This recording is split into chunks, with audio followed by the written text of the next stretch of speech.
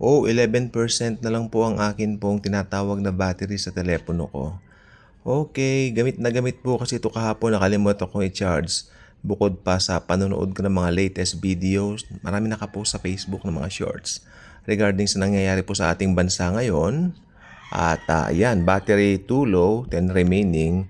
Okay, pero gusto ko pong sabihin sa lahat po ng nangyayari ngayon at sa ating pong bansa, masasabi ko po na ipag-pray natin ang bansa natin, no? Huwag po tayong magsaside kahit kanino. Bilang mga Kristiyano, we are the light and salt of the world. And everything, iwan po natin sa kamay ni Jesus. At siya po ang may control ng lahat-lahat sa mga nangyayari po. At may nagtanong po sa akin kagabi. Sabi niya related po pa sa kanya sa end times ang mga nangyayari ngayon. Especially yung kahapon na nangyari po sa Senate. Hindi na po tayo mag-elaborate. We don't need to elaborate things na medyo hindi naman po maganda ang mga nangyayari, no? But instead, we need to magnify the solution to everything, si Jesus Christ. Okay, siya lang po ang solution dito. Mabalik po doon sa tanong, sabi niya, Pas, is it regarding to end times? Ang sagot ko, oo. Sabi ko, yes. Oo ang sagot dahil unang-una yung behavior ng mga tao nagbago.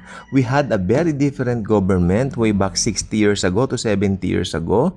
I mean, mga tao mas soft-spoken, mga tao mas mahinahon, mga tao mas mahusay kausap, no? May concern, I mean, totoong concern. Dito po yung panahon na, uy, tikman mo naman ang adobo ko. Nagluto ko, tikman mo naman nakalagay sa platito. And then in return, yung kapitbahay magbibigay din. Alam niyo, pag nakakapanood ako ng mga nostalgia, although I'm a 90s baby, hindi po ako pinanganak pa ng mga panahon na yon, pero nakaka-bless seeing those, anong tawag dito? Seeing those truths na, na naranasan ng mga lolo at lola natin sa tuhod, no? Na meron silang mapayapang panahon during that time. Sa ngayon po, ang connection po kasi nito sa end times, yung binabanggit po ng Bible sa Timoteo, lovers of themselves, lovers of money, no? Merong tinatawag na ano kasi ang tawag dito? Merong form ng pagiging makadiyos, subalit sa buhay nila itinatanggi ang katotohanan at kapangyarihan nito. Ito po mga bagay na ito. Number 1 po yung lovers of money, yung greed. Makikita po natin. At kung ito po ay talagang pinairal, especially po sa isang gobyerno o sa isang samahan, simbahan man yan o what man yan, at ang inggit, pinairal mo, wala pong pupuntahan yan. I'm speaking in general. I'm not just speaking about the Philippines. I'm speaking about the entirety of the whole world. Sa Amerika naman po, at na-realize ko po kahapon, talagang ewan ko po si Donald Trump, bakit masyado niyang pinupush itong mga aliens? Anyone here can answer that? What do you think his agenda of pushing that aliens? Tapos sabi naman niya sa mga nakaraang niya, tapos parang kailan lang nagbasa siya ng Bible. Ang binasa naman niya for the third temple, verse, di po ba? Yung kay Solomon. May mga bagay na talaga nagsasabi na siya raw yung AC. Ang sabi ko, no, in many ways, hindi po siya. Hindi po natin alam bakit po ganoon. Tapos ito nangyari sa Pilipinas. Hindi lang po sa Pilipinas ngayon. Hindi ko po alam. May nangyayari po sa Israel. Pag-check na lang. Ayoko magbanggit dito ng baka may false alarm po yon. Tingnan na lang po ninyo. I mean, dito po sa atin kasi, we're not just sharing the good news, the gospel of Jesus Christ, but also what is happening in the world, especially in the Middle East, because this Daily Good Vibes vlog ay talaga po namang dinedicate na po natin hanggang dumating si Jesus Christ, si Lord Jesus Christ, at tayo po ay dagitin niya sa rapture, tayo po ay gagawa pa rin ng mga videos regarding sa Kanya. Kaya minsan nakakarinig kayo dito ng tungkol sa salvation. Mahalaga po yan na ang tao naliligtas lang po sa grace. Kasi maaari kang maglagay ng maraming palabok sa mga vlogs mo, sa mga videos mo, pero ang laman naman nun empty dahil hindi naman yung ginawa ni Kristo ang naitataas, kundi yung paglilingkod mo, kundi yung gusto mong tawagin kang religyoso, banal. Meron po ako narinig, sabi niya, yung mga naglilingkod sa Panginoon, yun daw mararapture. Sino nagsabi sa'yo? Hindi yung paglilingkod. Ang paglilingkod is only a result. Okay? But the main reason why you will be raptured is because you put your faith in the Lord Jesus Christ. Alam niyo yung mga nagko-comment dito, ay kailangan ng gawa, kailangan ng gawa. Hindi nila naiintindihan yon. Kailangan din po ng gawa pero resulta ang gawa. Hindi po may kinalaman sa kaligtasan. Kung hindi nakakaintindi ng gospel, pinababayaan ko. Dahil dito po, yung mga mari-reach out ko po dito sa mga vlogs natin o videos natin ng Daily Good Vibes nito, ay naniniwala po ko mas marami pong makakarinig at tatanggap sa katotohanan ng Gospel of Grace. Na yun na yung ginawa lang ni Kristo sa cross, sapat na. Yung mga, dahil meron silang paniniwala dati, magko-comment ito, ay pinababayaan ko. Pag medyo nag-i-exceed yung comment nila sa medyo pangit, inaalis ko. Pero hindi ako nakikipag-debate, mahina po ako dyan. Hindi ko po gip yan. Pero gip kong magsabi ng katotohanan sa Gospel of Grace.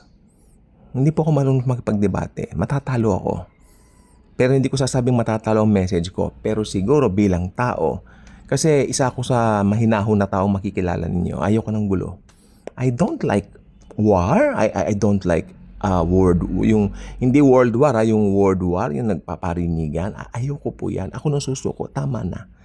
I want a peaceful life. No? Magandang mabuhay ng mapayapa. Smell the roses. Alam mo, ibig sabihin smell the roses means you are very calm.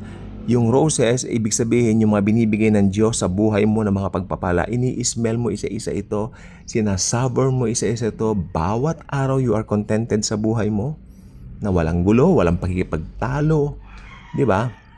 Ganun po lang ako. I mean, mas gusto kong mapayapa. Pero, since I have a vlog and I have a reason para sabihin po yung mga katotohanan ng Gospel of Grace na naliligtas lang po ang tao sa ginawa ni Kristo sa cross, sasabihin ko po yan. Pero pag may comment na against po doon sa mga sinabi ko, pinapayaan ko lang po.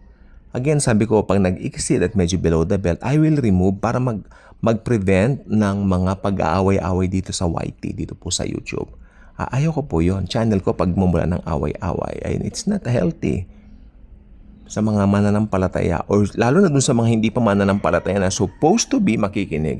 Nabasa yung mga comments ninyo na medyo below the belt. It's not good. It's not worth it. Okay? Again, sa bansa po natin, wala po akong masyadong papangalanan dito. Ang tutok ko pa rin po sa Israel. Hindi po dito. No? Dahil nasa Middle East po talaga.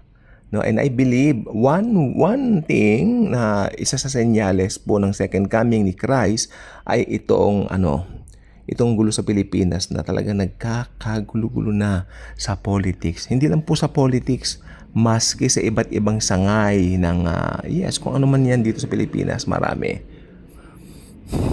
sa mga hindi well-known na mga establishmento sa isang halimbawa sa isang school, paaralan, bakit yung mga teacher dyan nagkakasundo-sundo? Malamang hindi rin po. Sa trabaho, marami dyan nagkakaaway-away din po. Marami na po kasi yung diwa ng tao, sabi sa Timoteo, talaga napalitan na po ngayon ng makabagong pamamaraan o pag-adapt natin sa mga bagong kaisipan, yan po ang resulta. Biblical po lahat yan, don't worry. At what happened to the Philippines right now? Biblical ba? Yes, very biblical. Pero hindi po yan ang i-elaborate ko sapagkat what I want to elaborate is the focus on Israel, bantayan ng Israel, while sinasabi kong bantayan ng Middle East, pero Israel ang pinakabantayan, pangalawa ang Iran. Itong dalawang ito, may nagsabi pa Amerika, London, ay hindi po, wala pong banggit sa kanila sa Bible. May nagsabi sa akin, sila po yung ganito. Hindi po. I don't think so. I don't think so. Silent ang Bible sa kanila when it comes to end times. Pero ang lakas ng Bible ng mga salita sa Israel at saka sa Persia, which is the modern day Iran. Okay? So, yan po wag natin ika-confuse. Hindi tayo nandito para ma-confuse. Nandito tayo para ang Panginoong Jesus ay mataas sa mga buhay natin. Wala nang iba, siya lang po. No? At naniniwala po ako sa kanyang biyaya at sa kanyang pag-ibig po sa atin. Naniniwala ako malapit na po niya tayong dagitin. Hindi niya hahayaan na matikman natin ang 7 taong kapighatian. Bago daw sumapit yan, dadagitin niya na tayo. God bless. Thank you po.